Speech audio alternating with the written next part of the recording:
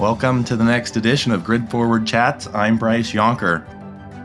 We're really excited to dive into Season 5. This season is sponsored by Virtual Peaker, who helps utilities maximize the value of distributed energy resources. Today for the season kickoff, we have a great friend, Whitney Muse. Whitney came over to DOE a couple years back and last year moved over to the White House. Whitney, thanks for being on with us. Happy to be here.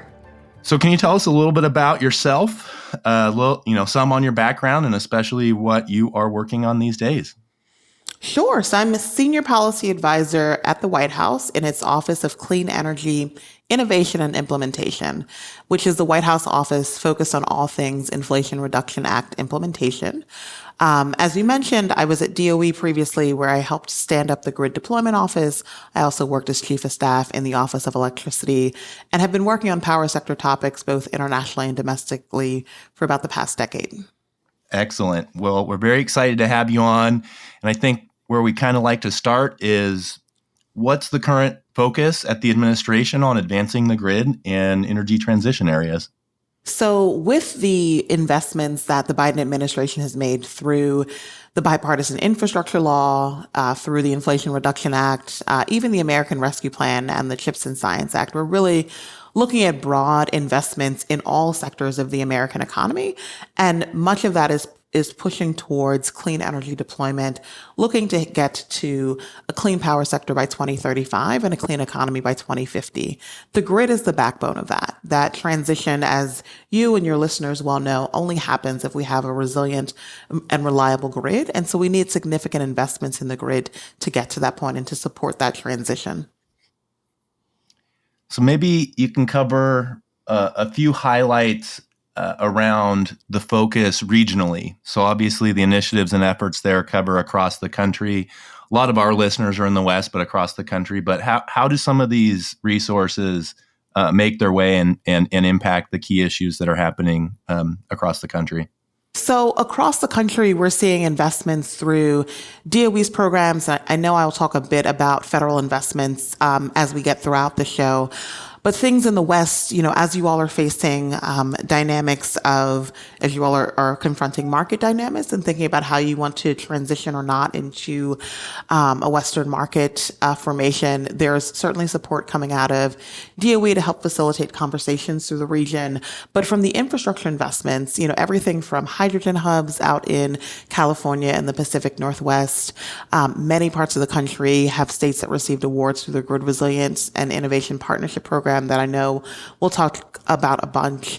But broadly, we're seeing that as we have opportunities to improve resilience of the grid, and as the West is particularly facing wildfires, there's also concerns around drought.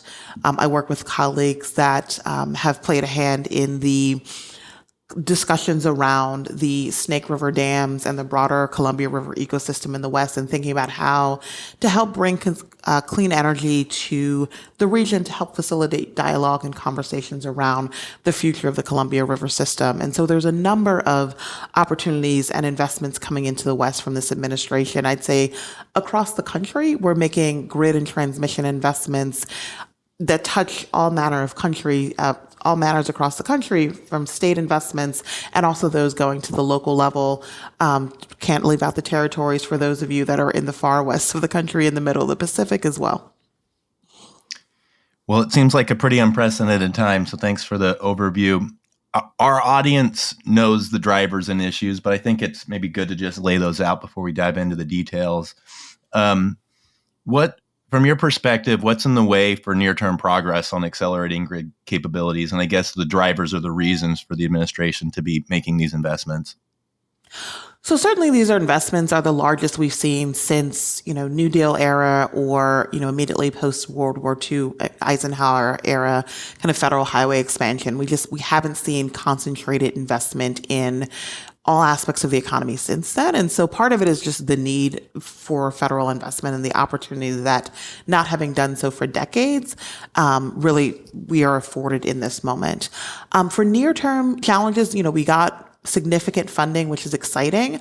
But in order to deploy that successfully on the grid and to get these projects built, whether it is new transmission lines, upgraded substations, if we're looking at adding grid enhancing technologies to lines or building microgrids.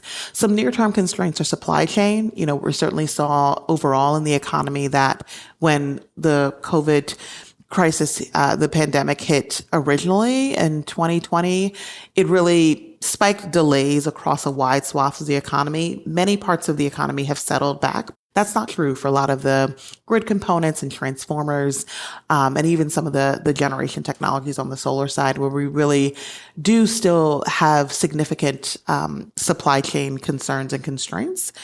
The other factor I would highlight is the people. It's really exciting to have all this funding flowing into the economy, but then we need a workforce to support that. And so everyone is looking to hire the same handful of, people that really know how to design and build, transmission projects, or linemen. I'm sure line workers, I should say, are likely at a premium with all of this investment going in, but also on the permitting side, right? Everyone needs, an archaeologist or a biologist or an ornithologist if you're dealing with whatever species is in the midst of the project that you need to consider on the permitting side. So supply chain and workforce are the two near-term challenges that I think we are working through alongside deploying the dollars. Great. Let's jump into what I call the federal toolkit. And I don't want to leave any of the big rocks unturned here. So let's start on grants. A lot of our community, as you had mentioned, is trying to leverage the unique opportunity for the grants that are available. And these are often trying to catalyze commercial, larger scale deployments. What aspects are in motion on the grant space right now? Where are these at? Where do these go in the next few months and few years? So I'll start with my my former office at DOE, the Grid Deployment Office. And so the infrastructure bill and the Inflation Reduction Act gave that office over $26 billion of funding. The crown jewel of that, I'd say, is the $10.5 billion Grid Resilience and Innovation Partnership Program, better known as GRIP. And so there were first round GRIP awards last October, putting out $3.5 billion to 58 projects over 44 states. DOE quickly followed that with opening round two.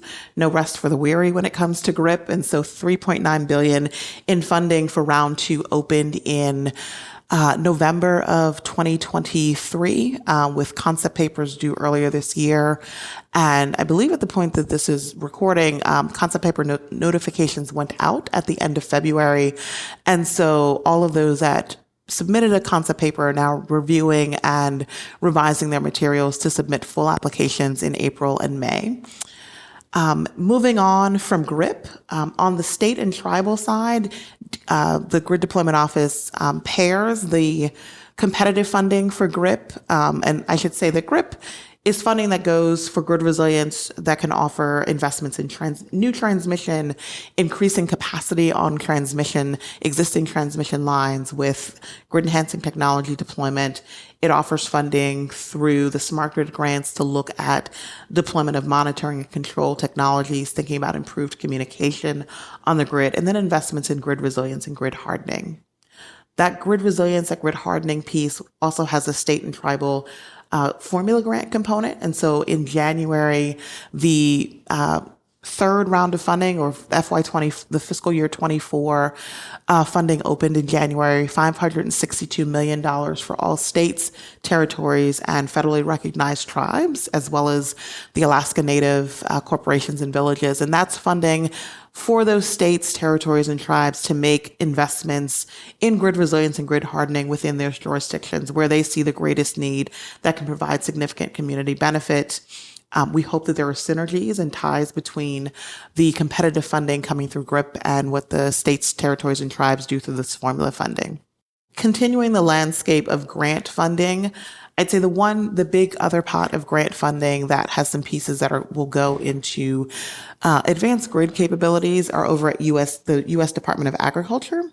They have a $9.7 billion new ERA program, which is principally helping the rural electric co-ops to transition to cleaner generation, but that would include upgrades to their transmission system. And so there's significant opportunity for transmission upgrades for the rural co-ops through USDA's New Era program that did a first round of solicitations, or I should say its only round of solicitations last fall. And there should be notices out in terms of letters of intent to proceed within the coming weeks. And there are other areas, but I agree. You highlighted the big ones. We have seen quite a buzz of activity because, yes, concept paper notices came back. So everybody's getting ready for GRIP round 2. And we're really excited to hear about the $10 billion at USDA. We heard it was an overwhelming amount of submissions. So that's great. Maybe pivoting over to a little bit more IRA focused, let's talk a little bit about the tax incentives. And that was certainly a critical element, the 10-year tax incentive extension for various clean energy development. Treasury's issued the guidance, and the elective direct pay aspects are trickling their way out into the community. Maybe you can talk about how this is going, where this is going, and the sort of impact that you all are anticipating it has. You hit the big point in your framing, which is that 10 years of certainty for the investment and production tax credits is a huge opportunity through the Inflation Reduction Act. Previously, we'd get a year or two stop and starts. Will Congress extend it or not? And with the IRA, it reduces that and provides significant certainty, which is very helpful for investments. And on the grid front, there are a few very limited tax credits that are directly for the transmission or distribution grid upgrades. What it is offered in IRA is significant investments in clean generation. And so opportunities to get upwards of a 30% tax credit for clean generation, whether that's solar, wind, geothermal, anything. And so really investments in geothermal that as utilities and as the munis and co-ops are balancing how they are looking to invest in their system and make this, as they go through this clean transition, the tax credits are helping to bring down the cost of the generation, recognizing there will still be transmission and distribution grid upgrades needed. You also mentioned direct pay, which is a wonderful feature of the IRA as well, giving access to these tax credits to those that don't traditionally have tax credit liability. So those that are nonprofits and cities, states, and so opening it up for governments as well. All right, we'll pivot again. I called this one manufacturing incentives. So another core aspect really of both packages and chips and others has been to support onshoring capacity of manufacturing of U.S. made goods.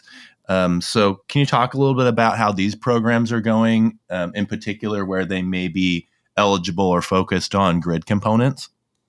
Absolutely. And I would say this is another key part of the President Biden's Investing in America agenda is to onshore and reshore domestic manufacturing. And that goes across the manufacturing and supply chain sectors. But in the grid space, there's a number of programs and areas to support increasing manufacturing to address some of those grid component supply chain aspects that I mentioned earlier, as well as to just broadly support the expansion and really bringing home of what some of America's research and development work did, and to ensure that we are also benefiting from its manufacturing opportunities.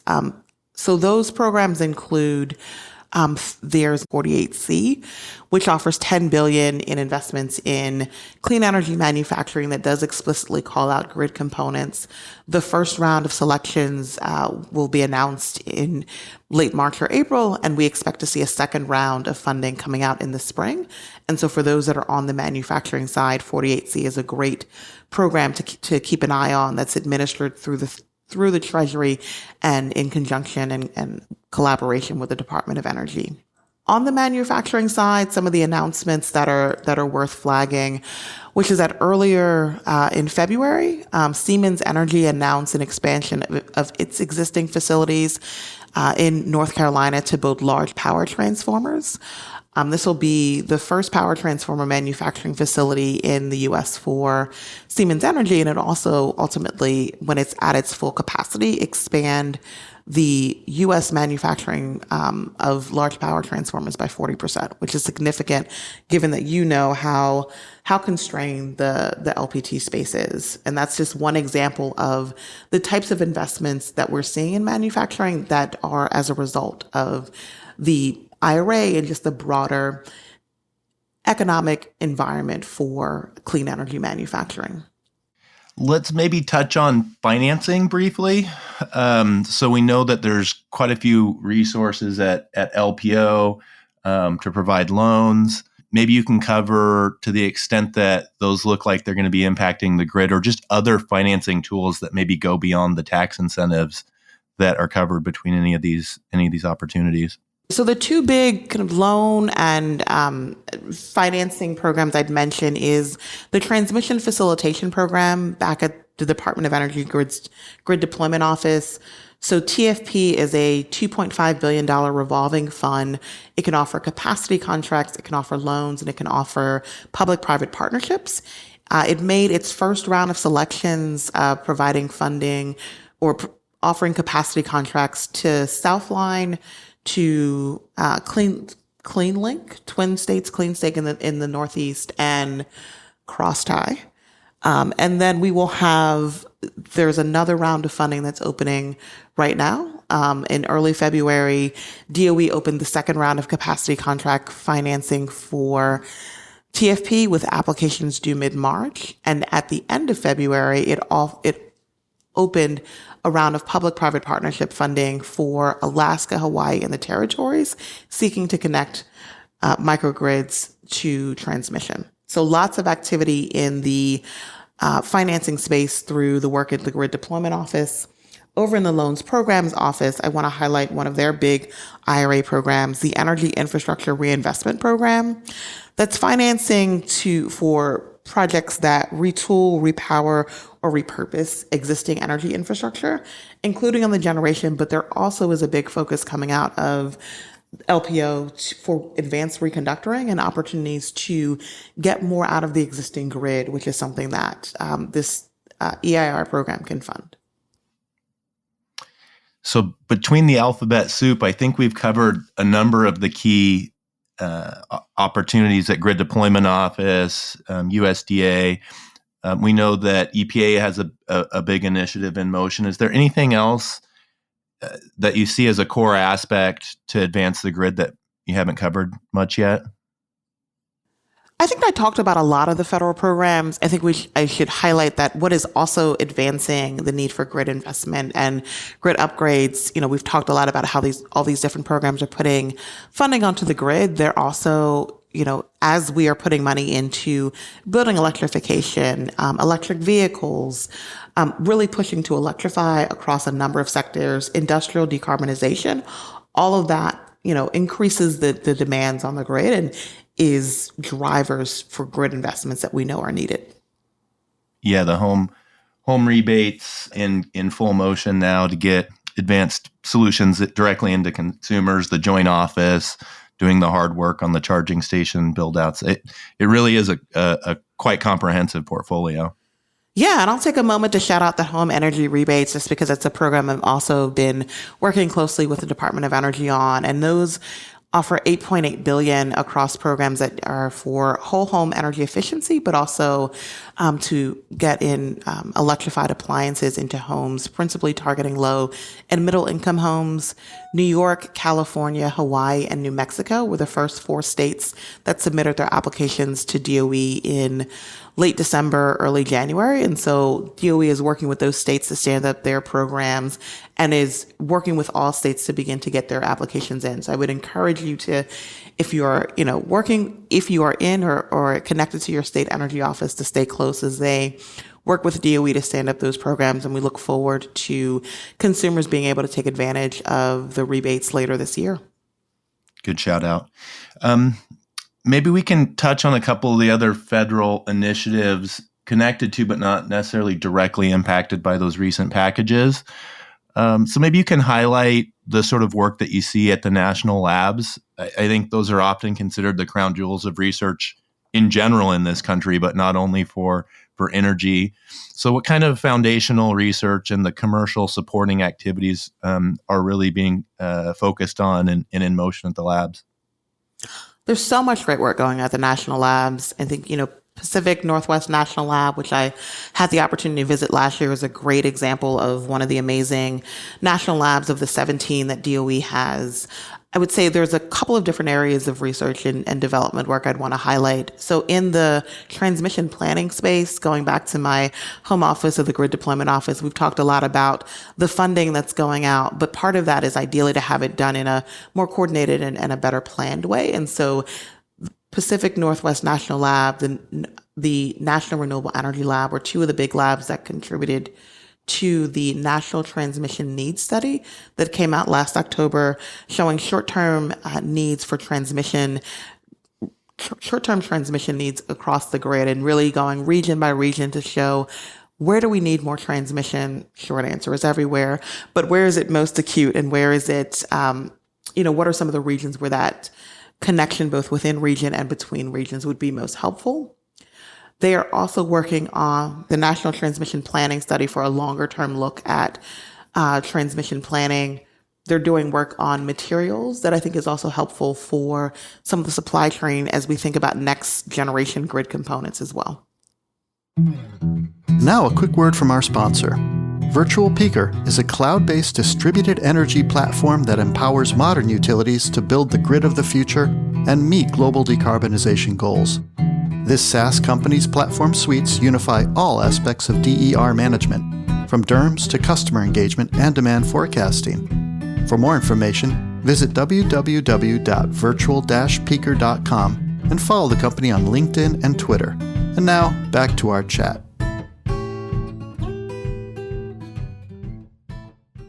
So obviously a lot in motion, to say the least. We could talk for hours on all the programs and initiatives. In the last 2 years, I would say, have really shown the federal government flexing what it can impact in the industry. Looking past this November or January 2025, I know can be difficult, but where do a lot of these initiatives and programs go from here? They have many of them 5 or 10-year runways, but looking ahead, how do the longevity of these opportunities look? So I think we are getting out significant funding this year. You'll see lots of announcements and selections announced throughout the balance of the year, running up to November. And so then the work of implementing those projects goes out to states, local governments, the utilities, munis, co-ops, companies, and opportunities to take the funding that they've received from the federal government and turn it into great projects. It is also that they can come back and say, we have used this rounds of funding to show what works and what doesn't, to really hopefully inform grid investments and to provide examples that state regulators can use as they're looking to consider and approve the next generations of grid investments. Yeah, absolutely. I think a lot of the good work will be in implementing the projects well. So I know this will be a little bit of an abrupt adjustment, but yesterday was a big day for FERC. So initially I had to ask what the plan was for the 3 vacant seats, but I guess I'll ask, in announcing Judy Chang, David Rosner, and Lindsay C., what sort of position do you guys have in trying to fill a full FERC? So nominations yesterday was the first piece of the puzzle. The administration put forward the 3 nominees, and that if and when they're confirmed, that will give us, back up to a full complement of 5 on FERC, which we haven't had since Chair Glick left at the end of 2022, which will be great for the transmission planning rules that are pending through, with a NOPR status, and also those that could be developed into proposed rules coming out of that really broad advanced NOPR that came out in October 2021. Great. Well, we have a couple minutes, so I'm going to pepper around a few topics that I know we've highlighted, and I want to start on resiliency. We talk about it in almost every conversation, the frequency and impact of disruption and named storms, it's just hitting every community across the country. How is the administration working both locally and regionally and nationally to support ensuring that appropriate resources are going to address the resiliency of our grid?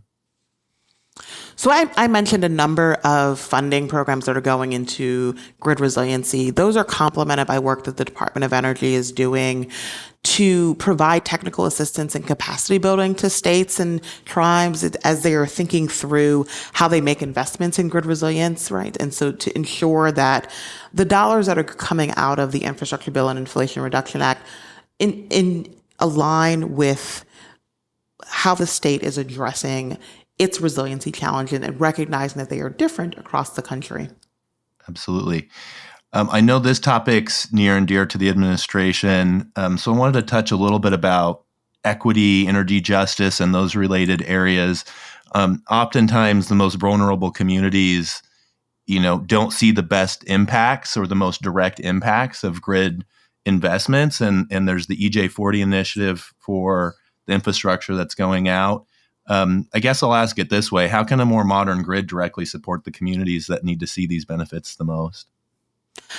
We're already seeing opportunities to really support the most vulnerable communities that need to see those benefits through some of the first round GRIP announcements, some of the ones where there are work to provide microgrids to help with resiliency and reliability for those that are at the edges of the grid.